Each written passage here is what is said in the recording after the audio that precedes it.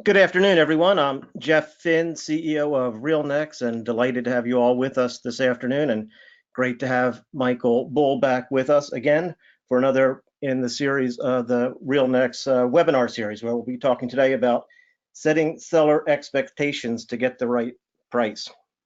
So we're thrilled to have you all with us once again. A lot of people still joining, so we're going to let them join as we just get everyone set up with a little bit of housekeeping here. There's a Q&A form on the sidebar of your menu, and during the presentation, if you don't mind, use that question box to tee up any questions for us, and at the end of the presentation, we'll forward them over or queue Michael up with them and see how he can address them.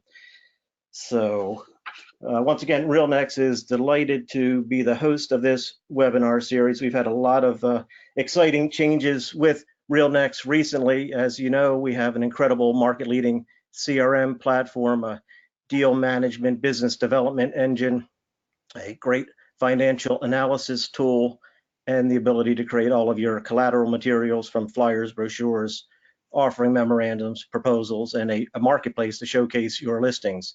I think a lot of what we're going to talk about today in setting seller expectations to get the right price has to do with your data, your analysis, and your ability to present your strengths and your market knowledge and your underwriting of assets most successfully. Michael will talk a lot about that, but a lot of what RealNex has done recently really helps you with that, from our integrated timelines to assure workflow and process management to our comps manager, and new views of our data in our CRM to streamline the process for accessing and managing your inventory and your information. And we've got great new tools for presentations to put the most aesthetically pleasing, well-branded materials to the market.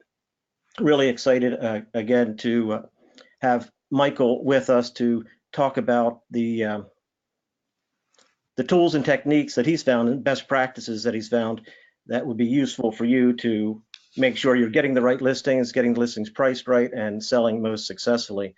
And hopefully, as many of you are, using the RealNex tools to make that easier and more effective for you. So I'm going to make sure that you all have a handout. We sent a handout to you yesterday, but in case you didn't get it, I'm going to resend it through the system here, and also send you a link out for some additional information that you might want to take advantage of. So let's make sure this file goes, and you should have the handouts to take notes today. So Michael, we are good to go, and I'll turn it over to you. Michael Bull is the senior instructor at Commercial Agent Success Strategies and CEO of Bull Realty.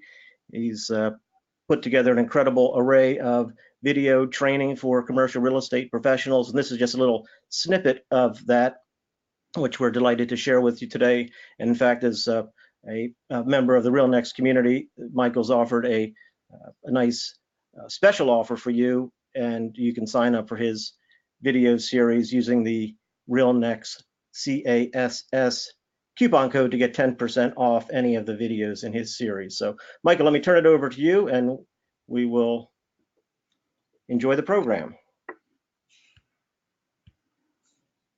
All right. Can you hear me fine there, Jeff? I can. Okay. Do you want to close more transactions? Do you want to make more money? You want to build credibility in your reputation? That's what we're going to talk about today. And Jeff, thank you very much for having me. I really respect all the tools, the things you guys have put together, an incredible value.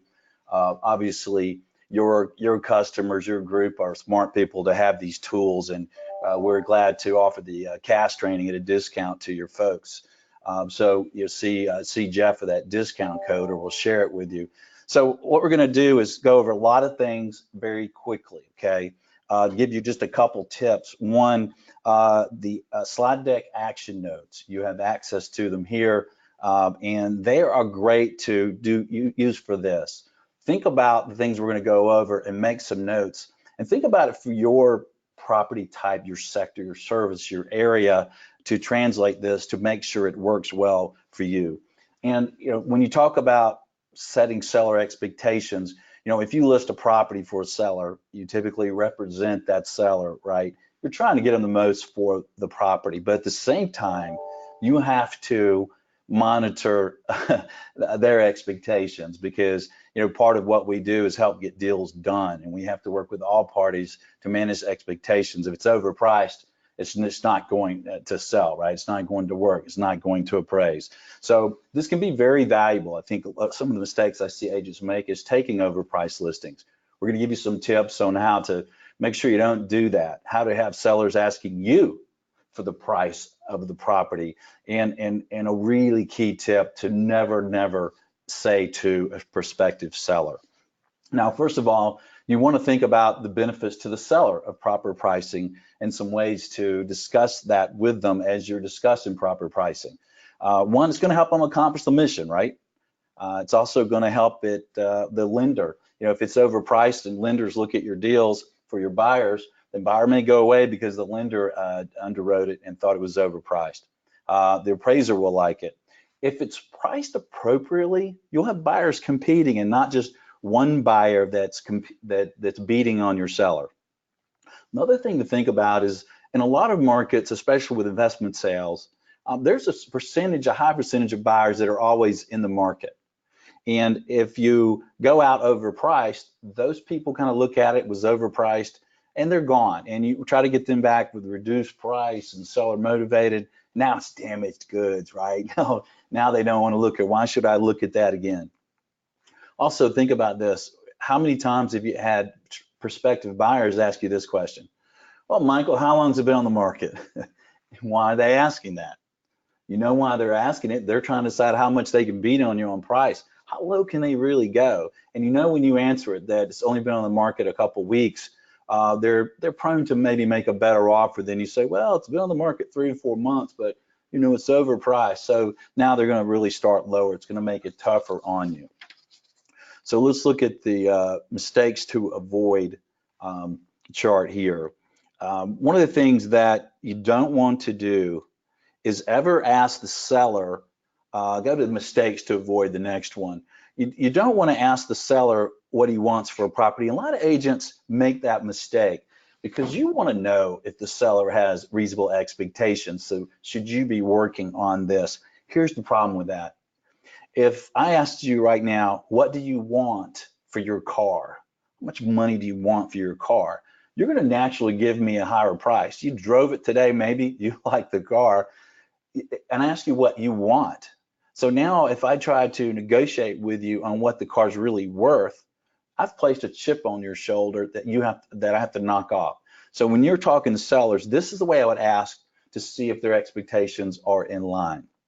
I would ask them, look, have you had a recent analysis with comps and underwriting to see what the property might bring if it's marketed properly? That's how it asks that. And I think we have that later in the slide, that language. But that's how it asks. Think about what that sets up. Now it sets up not what they want, but what it's worth, what its value should be if it's properly marketed. You've also offered basically to do a comps and underwriting analysis for them.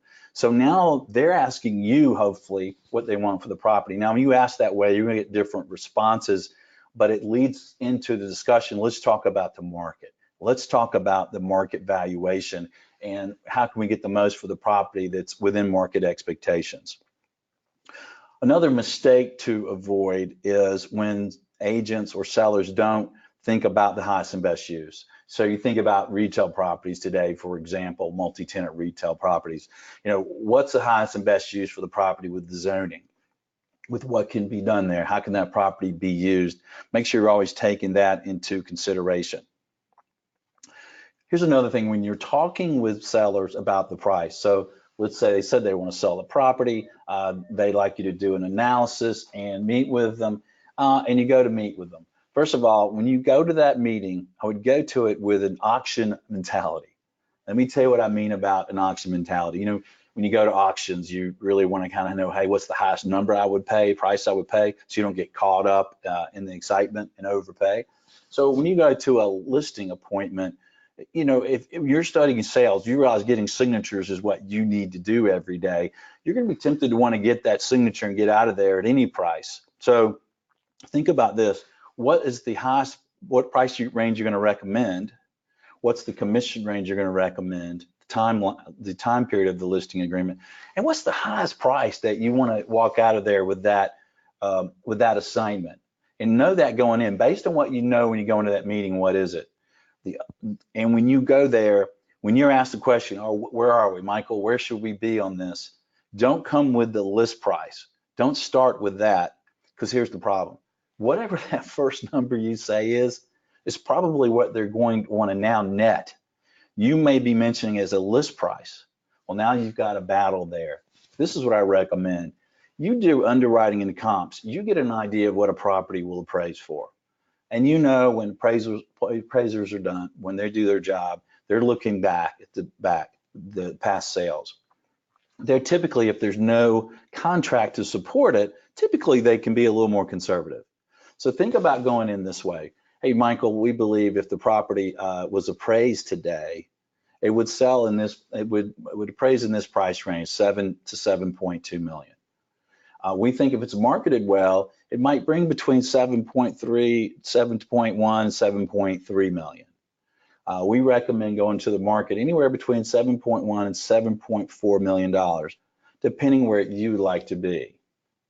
Now that could be the answer if they said, what should we list it at, what it's worth, any of those kinds of questions, because you want the first number to be a realistic number. If they just went out and got it appraised by a conservative appraiser today with no contract, what would it appraise for? And we're not making up numbers. These are numbers that you can figure out with the tools that you have, right? So think about what it would appraise for, what it would bring if it's marketed well, and then a range of the price range that you're giving them to take it to the market. The other thing I'd recommend saying with that statement is based on what we know about your property today. So based on what we know about your property today, we think it would appraise in this range. We think with good marketing, it might sell in this range. We recommend going to market in this range. You're saying based on what we know about the property today, because what if you don't know something about it? What if there's an out parcel you didn't know about? What if there's a rent jumping up in real range in 6 months or 12 months you didn't realize? So, or maybe there's a roof that's shot and you didn't know it, right? So think about adding that to the statement, because that's going to help you later when you get into a situation where you are in a deal and now it does need a roof, you didn't know it, or you take the assignment, you start getting more information from the seller, and then you find out some new things and you need to adjust the price. So never ask them what they want for the property. If you don't get anything else out of these few minutes, get that out of it, and it will be important to you. Now, there's a lot. This is an hour presentation, and we're going to have to streamline this very quickly. So I'm going to hit on the things I think are most valuable to you. Other thing on the slide, consider here. When you're considering the marketing of the property and the valuation, don't just look at the first year's rent, you know, the cap rate or whatever on the first year. Now, think about long term. People don't buy commercial real estate or apartments for that cash on cash return the first year, right? They're buying it. That return would be too low. There's too much risk and liquidity issues. They could go elsewhere in the market. So they're buying it for the overall return, including the principal reduction, including resale profits, including rents going up over time. And so I would look at a 10-year pro forma or at least a 5-year pro forma and show that you're going to show to buyers and show it to sellers. Another thing to think about is you need to make sure that you have all the tools you need. If you go to the slide here, talk about tools. You know, get your RealNex tools.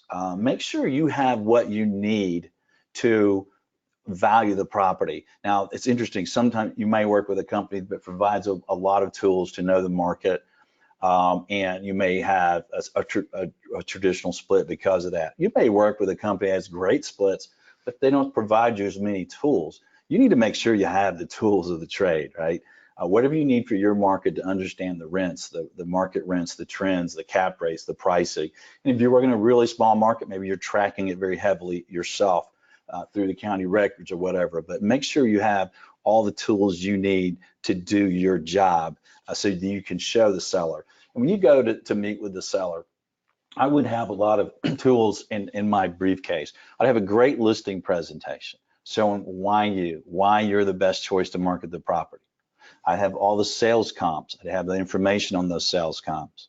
I'd have a rent survey and competing rents in the market. I'd have some other market. I'd have the underwriting to show if somebody paid your list price, what return would they get? And sometimes that can be very helpful. If you do that analysis, that underwriting at the top of the market list price that you recommended, and they don't like it, then sometimes you can come back to them and talk about that. Here's a real tip for when you are talking to sellers about proper pricing. So let's say you gave them that price range, 7.1 to 7.3 million, and the seller says to you, hey, we'd never sell it for less than $8 million. You don't want to walk out. You want to have skill to get them into proper pricing. Talk about some of the benefits we've talked about. But the other thing I would tell you is you're going to look to your rent comps, you're going to look to properties that are competing, you're going to look at the sales comps, and before you bring out what you're going to do to share with the seller the benefits of them or proper pricing, think about starting the statement with this phrase: Mr. Seller, we want to get you the highest price we can for the property. When buyers are looking at the marketplace, these are the comps, the sales comps that the buyers are going to see, their agents, their appraisers, and their lenders. Okay, maybe you're going to the underwriting. Mr. Seller, we want to get you the highest price we possibly can. This is the underwriting that someone's going to be looking at. And I know your numbers may not have some of these expenses, but the lender's going to put them in there. The appraiser's going to put them in there. The point of that statement is this: think about a seller, what they might be thinking. They might be thinking that you want a cheap listing price so that you can get in here and sell this property and get out, and you really care about yourself. But realistically, you care about that. You want to get the highest price you can. You want a reputation of doing a great job. You want them to refer you business and do repeat business. So that's not really what you're thinking, but they're thinking it is. So every time you give them some reasoning, some explanation of why the property should be priced properly and where that should be, think about adding in front of it, Mr. Selton, use his name, get his attention or her name. We want to get you as much as we possibly can for the property, and this blah, blah, blah. Don't say but. That removes what you said. You don't want to say, hey, I love you, honey, but say that I want to get you as much as we can. We want to get you as much as we can of the property, and then give them the reason. That will be very beneficial to you. Now, let's talk about the slide that starts with seller approval. I think it's page 12 here. Do bring a marketing agreement. I see some brokers that come to a listing appointment and say, well, do that digitally or whatever. Well, bring it digitally, then bring it so you can send it DocuSign in front of them digitally. I would bring the listing agreement. I would bring it filled out. You want to have the mentality of getting signatures, and you want to be able to get a signature if you can, if they're ready to do it. Now, we talked about the auction mentality. You also want to think about the auction mentality related to your commission. What commission you're going to recommend that you think is beneficial to the seller and for you to work the mission. But also, what's the lowest commission you're going to take? What you don't want to do is go back to your office and you come in with a really low commission and a high price, and you start to do the marketing and you say, well, what's the cap rate? Well, it's not really a cap rate deal. Wait a minute, it's full. It's got long-term leases. It is an investment deal. So make sure you have that mentality that you're not going to overprice it, and that you have the ability to talk to them about the pricing. Now, another thing to think about is when the listing is signed. If you're in a meeting and you get a listing agreement signed, what I would do is absolutely run out the door. I would leave. Okay, a great salesman taught me one time. I brought him a counteroffer on an apartment deal, got him to agree to it. We were then signing and initialing paperwork, and I proceeded to tell him what a great decision he'd made. He said, Michael, hush. I said, what? He said, I'm gonna give you a lesson. When the customer says yes, shut up and do the paperwork. So and that was a great lesson. So when the seller signs the listing, get out of there. Don't hang out and ask for things. I used to get a lot of grief from my staff when I'd come back with listings and they say, hey, do you have the leases, and do you have the rent roll, and do you have this and that? And I say, no. And they say, well, wait a minute, you were at the seller's office. He has that information there. Why didn't you get it? Well, what they didn't understand is, a salesperson, you want to get out of there. And why do you want to get out of there? Well, what if they sign it and you're still there, and they think, oh, you know what, I forgot about this. I need to do this. I forgot about this. I've got a relative that's an agent. There needs to be a referral fee. Wait, I need to talk to my partner. Oh, I haven't talked to my accountant. I mean, get the list and get out of here. And they may ask you some things that you need to share with them. So let's say they say, well, what do you need for me to sell to better sell the property? I would say, look, my team will get back to you, back to the office. We'll give you a list of things that'll help with the marketing, and we'll prioritize it. And you can send us, as you have items, you can send them to us. So get out of there when the paperwork is signed. That will help you in a lot of different ways. So I want to give time for some questions here, because I could talk about getting proper pricing on these properties for a very long time. So Jeff, if you see any questions that you like, let me know. If you don't, I can go into some more tips.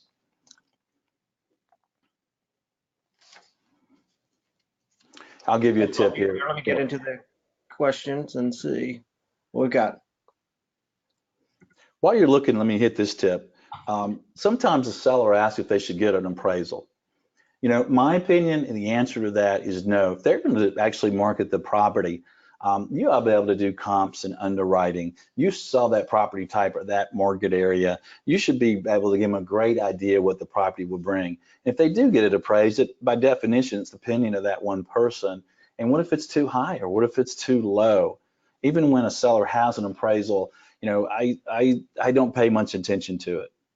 Here's another mistake to avoid in that realm of thinking, and that is, I see a lot of brokers think about, well, what they pay for it. It doesn't matter what they paid for it. Don't let that influence you. You know, are you going to pay me more for my car because I overpaid for it? No, you're not. Do you expect to am I going to sell my car cheaper to you than market because I stole it from a little old lady and only drove it on Sundays? No, the market is the market. So I wouldn't let that dictate or influence you too much. Another thing when you're thinking about pricing a property is, I would look at the sales comps first, then I look at the underwriting. Even if it's a user property, what would it rent for, and do an income approach. And then lastly, I'd look at competing properties. I don't like to look at competing properties, so I've really pinpointed a range. Then I will look at what's on the market. What else would this buyer see? What are his other options? Michael, one of the questions was, if you have a property in a local market where there are no local comps, what do you do? Yeah, that's a good question, and I see that a lot from brokers, and there's always comps. So what I would do is look at similar markets or cities that are similar demographics, and if you have to adjust some, adjust some. But like, for example, I'll have one of our brokers, we have a lot of small cities around Atlanta. They're, you know, it's really suburban cities around Atlanta, and they'll say, well, there's no comps in Mableton, there's no comps in Norcross or Alpharetta. Well, if it's a 3 to 4 million, especially, you know, over $5 or $10 million, investors buying that aren't just looking at that little market. They probably have options in very similar markets. So I would always just start, when I'm looking at comps, at a very broad area, price range, size, so that you don't miss it. And if somebody's buying a apartment complex, or they're buying whatever it is, income property for sure, then you look at similar markets. Just open up the range of areas. The trouble I see is it's too tight. Usually is the problem with that. You can always adjust. If the area is nicer or the property is nicer, you adjust for it. Perfect. The question is, sellers are sometimes mistaking city tax appraisal for value, and how do you work around that? And often there's not a exact correlation, or as precise a correlation that you can use a quick metric for. Yeah, that's a good one, and it could be also similar that they did have it appraised, and They think that's what it's worth. I think you've just got to help them understand that, hey, that's for tax purposes, and we can show you properties that have sold and that they sold for materially different numbers than the tax number. That's a tax assessor opinion. And when you own the property, you hope that that's low when you own it, but it certainly has, it can have in some cases very little to do with the value. I know we're licensed Southeast, most of our work's in Metro Atlanta, and we don't pay attention to it except for trying to get an idea of what the property taxes might be in the second year of ownership. So if it had a real low assessment and it potentially is going to get reassessed at the sales price, then we want to figure the new property tax number starting with the second year of ownership. But we rarely pay attention to what it appraised for, what they paid, what the assessors is. We really want to look hard at the market, and that's all you can do is let them know. You can show them the proof of what assessments were and what things were sold for to show them. Yeah, I think that it corresponds to another question, and I think you addressed it right on, is how do you deal with an appraisal that you know is wrong? And I think bringing in those real comps and the information that it can document how that appraisal needed to be adjusted. Yeah, and it can be a battle. I had when I was a young broker, I came in a valuation of 3.5 million, and these two gentlemen I thought were going to punch me because they just had it appraised for $10 million. And A little bit so I different. told them to do a test, call the appraiser, tell him he'd sell them the property for 3.5 million, tell him the appraiser that they'd owner finance it with nothing down, and see what the appraiser says to you. Tell them the appraiser's not going to buy it. Yeah, he's not going to buy it. So you got to share with them that it's an opinion of value of that person at that time. When do you walk away? That's a good question. And I think that's why you want to have that mentality of the auction mentality, that that, hey, if I go out at a number bigger than this, it's going to hurt my reputation. It's going to hurt my time. It's going to hurt the seller. Then you're going out too high. So I think you got to walk in with a limit. The only time I would go over that limit are a couple of reasons. One, I found out something about the property at the meeting I didn't know about. One of the things you could say if they don't like the price, is say, well, let's look. You don't like my price. You think it's worth 8 million? Well, let's look at it. Maybe I've missed something. Let's look at the underwriting, the comps of the property. Maybe I've missed something, analysis. Let's look at it. And if you've missed something, okay, you adjust for it. The other way I would take prices, list prices over what I think that's realistic, is if it's a seller an institutional seller, like maybe a lender that really wants to take it to market at the appraised number or they have it out in the books, but good and well, they're going to sell that and they're going to move it at whatever it takes. So, but going out over price can really hurt your mentality. You're accepting the mission to go out and tell the world this is the best thing since sliced bread, promote the list price. I think I have walked away from several, and it's interesting. I've had sellers tell me, so you're going to walk away from $8 million listing right now if I don't list this for 7.2? I say, yes, sir, because that will hurt you. If we go back to the market, we can always adjust the price down later. Yeah, you can, but you lose those percentage of buyers that were in the marketplace. You lose those buyers that already think it's damaged goods, no one wants it. You ever seen a house in your neighborhood come on the market overpriced and you go, wow, they're dreaming, and it sits there? And then later they got these huge reduced signs. It's damaged goods, but it's even more so in commercial real estate. What are the recommended items, collateral to bring with you in your listing presentation and another sort of maybe even before that, there was one about just getting in the door. What are the tools that you use to get in the door to even have this discussion? Well, to get the meeting, then you're going to have to create a presence with them. Make sure you build a relationship, that they know who you are, and that you're known in your market or your area of expertise that you're working in. That they know you, that you know the market. Have some facts about the market that you can quote. Hey, Mr. Johnson, in our state in the last 2 years, there's been 142 shopping centers sold over $5 million. The average cap rate was 7.2. And it's interesting, look at the trends of cap rates. They were going down, now they're flattened and they're starting to go up. Look at the market, find some facts. So when you or talking to them on the phone, you have them at hello, right? And then you're trying to ascertain on the phone if they're considering selling, if they need some service, and then you're going for the meeting if they do. And then one thing that can help you get the meeting is to ask if they had the recent analysis and underwriting.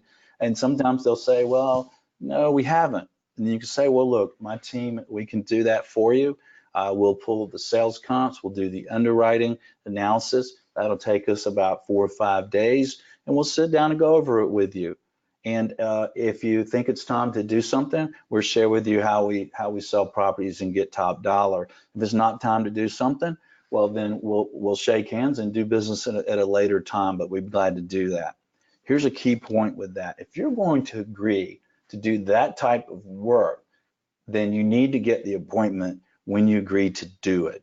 You ever had a real good salespeople that work with you, and at this current meeting or the current call, they get a rescheduled appointment? Well, if you're going to do that work, you want to do the same thing. So, all right, well, look, we're both on the phone together. I know we're both busy. So while we're on the phone together, let me go ahead and set a time that we can sit down and go over this.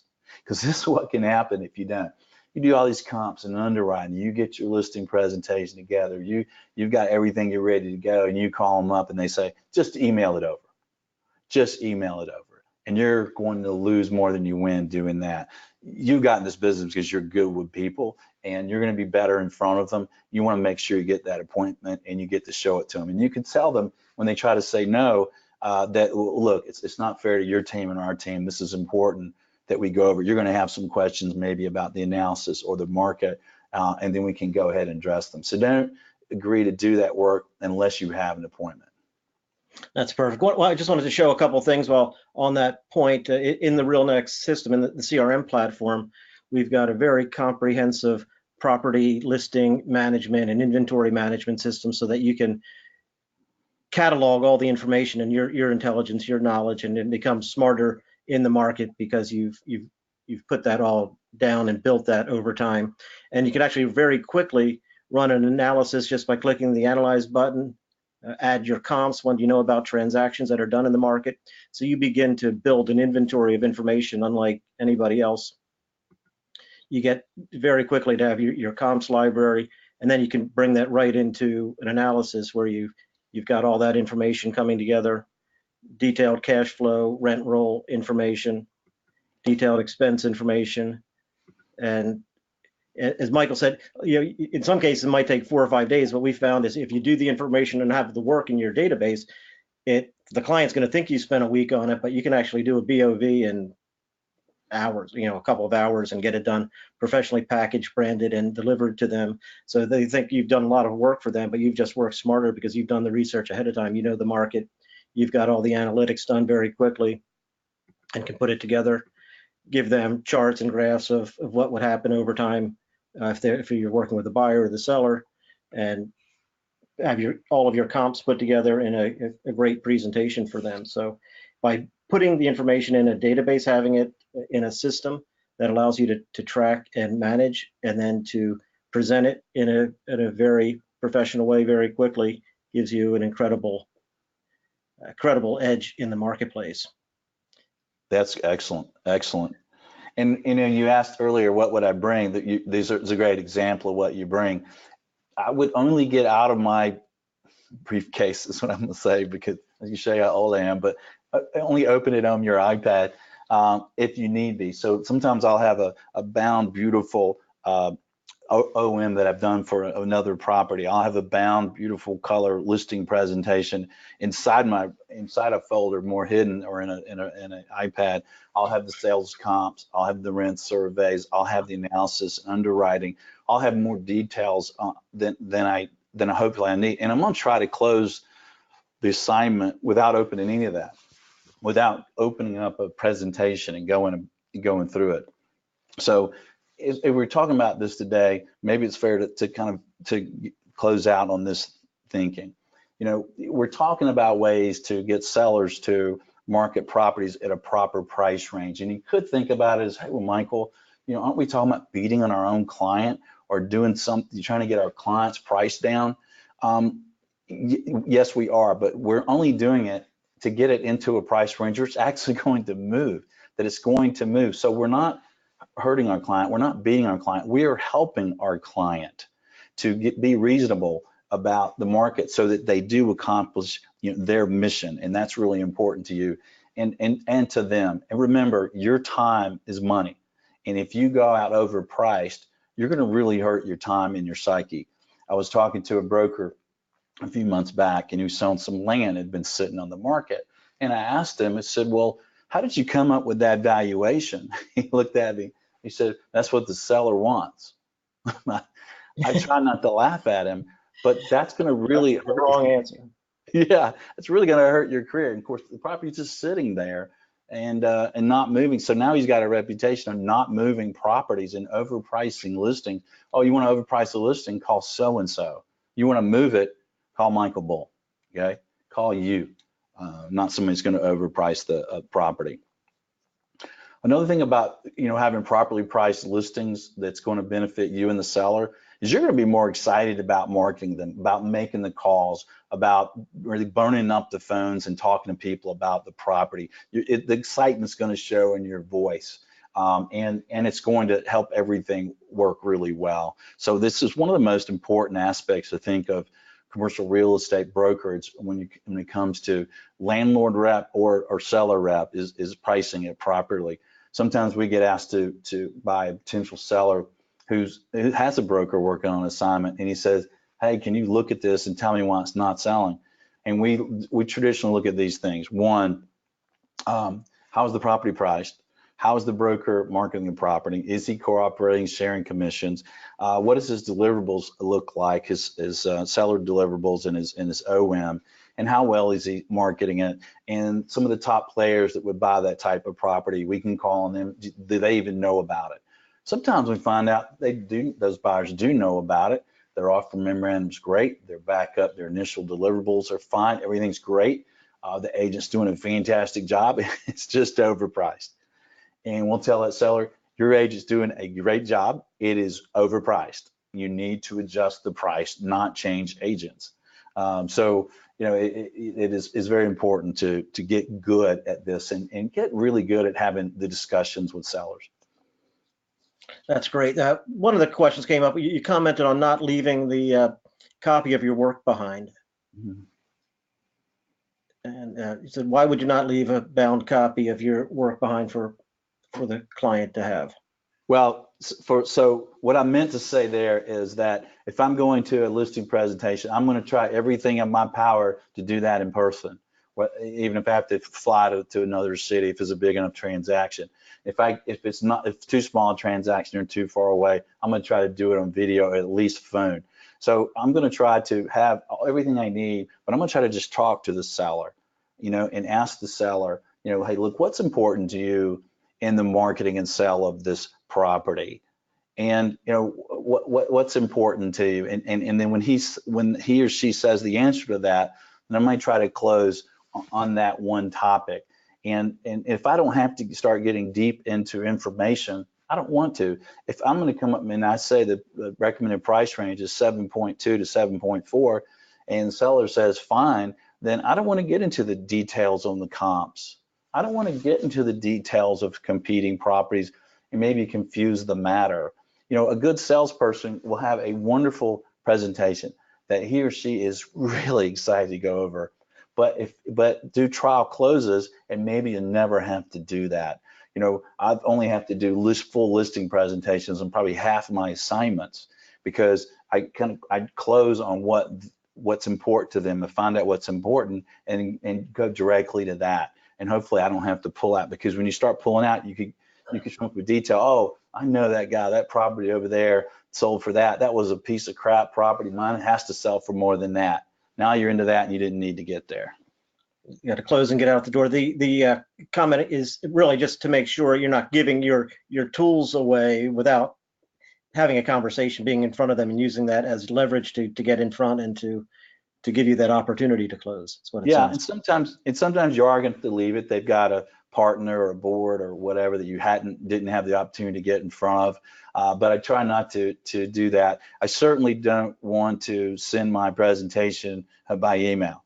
I was talking to a broker who called me for some advice, and he was having trouble getting listings. And as I talked to him and found out he wasn't doing his listing presentations in person, he was sending, oh, send me some information.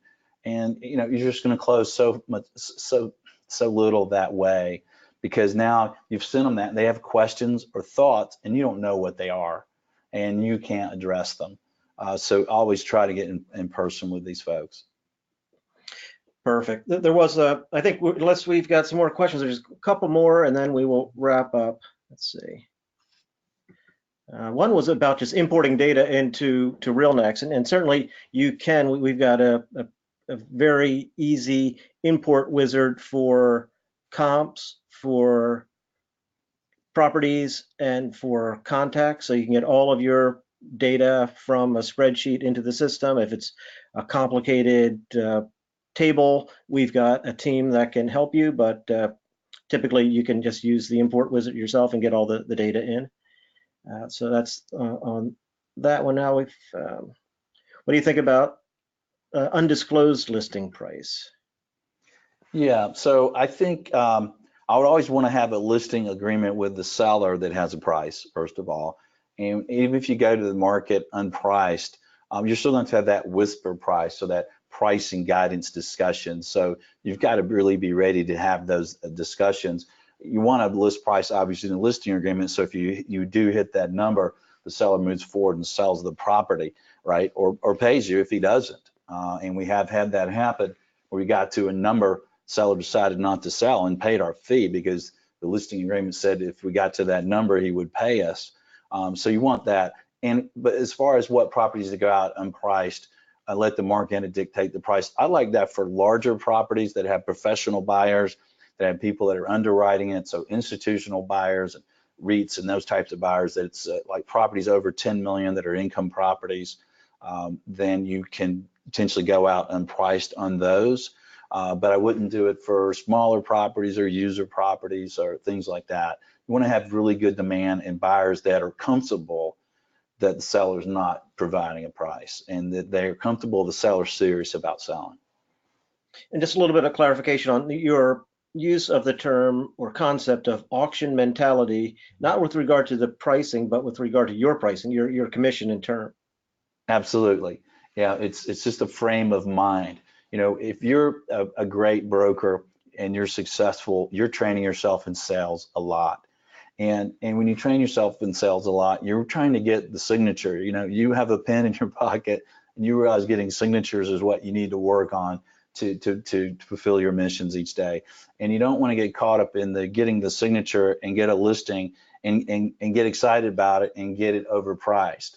And you know, those of you who have done that, like me in the past, you know, you're excited, you get the listing. By the time you get to the office, now you start putting together no-im and things, and you see, wait a minute, this is overpriced. Or you start calling on some buyers and, well, Michael, you bought that listing, you know, that's just overpriced. What were you thinking? Now you've zapped the market for the property and your energy. So the auction mentality to me is, if I'm going in and saying I'm not going to list this thing at over 7.5 million, I just think any higher than that, and this is just not going to move. It's going to really hurt the seller, my reputation, and my time. So unless I learn something at the meeting with the seller that I didn't know that increased the value, then I'm going to stick to that number, or let somebody else take a listing it's not going to sell, and I'll list it after them at an appropriate price. And we've certainly done that, where they go to somebody at a higher price, and 6 months later we get the assignment. Yeah, there was a couple of comments. I didn't bring it up earlier, but in some cases it's best to be the third broker if you're seeing a scenario like that. Let somebody else test the waters, and if you know it's overpriced and not going to work out, you don't want to be the one hurting your reputation with that. Yeah, and the other thing I would say is just continue to train yourself and your people as much as you can. I see one of the things when I see the top brokers that are successful around the country and in my shop, they're trained salespeople. They are soaking up the training all the time. I think the days are gone when we trained and then we worked and then we retired. I mean, we're doing that all the time, and to compete in this marketplace, you want to be the best you can be with your tools and your training. And that's why we created commercialagentsuccess.com, and those 21 one-hour videos. Is you can listen to those in your car and you can listen to them over and over, and have the training become innate. Have the powerful statements like we provide ways to overcome objections and things that are just magical. And you just want to have every advantage you can to win more assignments and get them closed. So keep that in mind. That's great. There's a couple things. A couple people were asking while you were talking. I quickly went through some of the output from our Market Edge presentation just to show just a couple of samples of what you can do. And we've got custom branded templates for companies, everything with their, obviously logo and color scheme and combination, beautifully aesthetic output for your investment analysis, and with summary and details, all kinds of different formats for as many different photos as you'd like. So it makes it really fast and easy to put together the types of presentations that Michael's been talking about, where you can look at a competitive analysis or a map with comps and other area information, and then all the numbers. A lot of times people go out with pretty brochures, but without the numbers, and the numbers in this type of business makes all the difference. So these could be, we've got 30 different professionally designed templates that you can just change colors and drop your logo in very easy, or things can be custom tailored and branded to meet your specific look and feel of your company. One of the things that we have, and you should be aware, is that the RealNex has a relationship with CCIM. So anybody on the call who's a CCIM can get Market Edge for free. That's part of your designation with CCIM. You have access to that. So just go to this website, realnex.com//CCIM.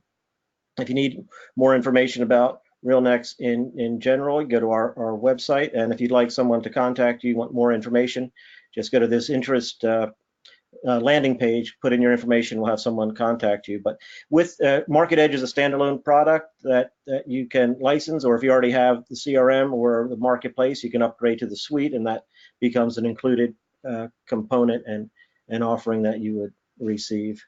One of the things that you should take a look at as well, and Mike, I'll let you just give a quick tour of this, but look at this. I mean, this is an incredible library of tools that Commercial Agent Success Strategies put together. So this was a component, and even not the full length of the component for the pricing, but everything from creating transactions to building the right teams and generating leads, and not just on the investment side, but also on the tenant side. Michael, I don't know if you have any closing comments to make. We've enjoyed the videos, and our clients have, many of them have, and would just want to reiterate the opportunity for the group to take advantage of the special offer that you've put out there. Yeah, absolutely. So as a RealNex customer, you get a discount, and Jeff can tell you when we close up how to get that discount, and if you want to put it out here or not. But when you go to you look at those module names that Jeff has up there, there's a few that are my favorite. There's one called Say This Not That. Just really awesome ways to overcome objections that we get. Think about this. We know the objections we get. I've been doing this 30 years. I've closed $5 billion in sales. I have 35 brokers. We're getting objections every day for that many years, and we know what they are. And this is the ways that we found to do it. And I know all the great trainers. I love Rod Centimosimo. I love Mike Lipsy. I had them all on my show. We've had all their training, and these are different. I would get all of their coaching at Rod's coaching. I'd get all of Mike's training, have him come in. This is very different. This isn't out there. This is just how to actually perform with someone toe to toe, and thinking about the one closing the bid ask gap. Isn't that what we do every day, right? Just magical ways in there to help you close more transactions. And if you ask me my favorites, it'd probably be closing the bid ask gap. Got to say that slowly and carefully.